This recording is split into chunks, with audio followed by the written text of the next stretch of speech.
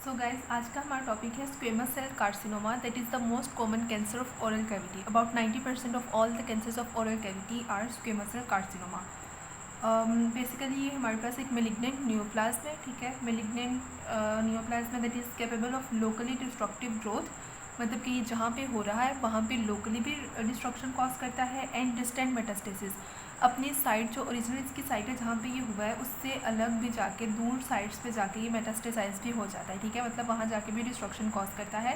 That is why it is a malignant neoplasm. Most common site इसकी अगर हम बात करें तो लोअर लिप पे ये सबसे ज़्यादा कॉमन होता है, ठीक है। एक्स्ट्रॉनली लोअर लिप पे सबसे ज़्यादा कॉमन होता है, बाकी बकल म्यूकोसा पे और फ्लोर ऑफ माउथ पे, इंट्राऑरली भी ये बहुत कॉमन होता है। इसकी अगर इटियोलॉजी की बात करें तो टोबैको स्मोकिंग इसमें सबसे ज़्यादा मोस्ट कॉमन इटियोलॉजी है इसकी। और HPV वायरस जो है उसमें भी HPV-16 वायरस, ठीक है, वो इसकी बहुत ज़्यादा कॉमन कॉज है इन्फेक्शन। और पान च्यूइंग से भी हमारे पास स्क्वेमस सेल कार्सिनोमा कॉज हो जाता है, ठीक है। क्लिनिकल फीचर्स की बात करें तो इसमें leukoplakia and erythroplakia are the most prominent features.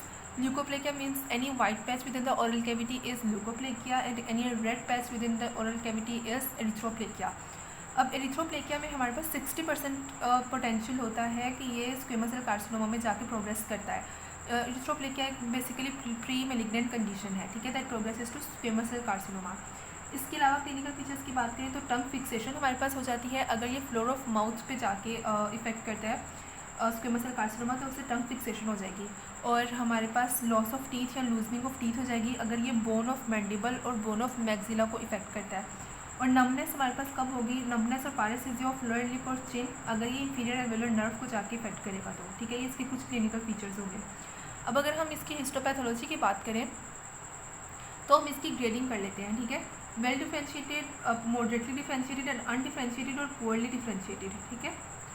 Well differentiated हम कहते हैं अगर दैट सेल्स जो कैंसरस सेल्स हैं वो प्रोड्यूस कर रहे हैं enough amount of keratin and they resemble to their parent epithelial cells, ठीक है। तो हम लोग कहते हैं कि well differentiated squamous cell carcinoma है।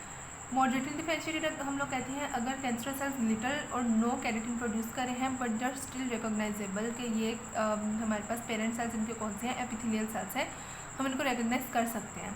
अनडिफ्रेंशिएटेड और पुअरली डिफ्रेंशिएटेड में नो कैरेटिन प्रोडक्शन होती है and there is no resemblance to the parent cell, ठीक है। जो सेल्स हैं वो अपने कैंसरस सेल्स अपने पेरेंट जो एपिथेलियल सेल्स हैं उनसे बिल्कुल भी रिजेंबल नहीं कर रहे, तो ये इसकी ग्रेडिंग होती है। अब मेटास्टेसिस की बात करें तो ये हमारे पास बेसिकली लिम्फ नोड्स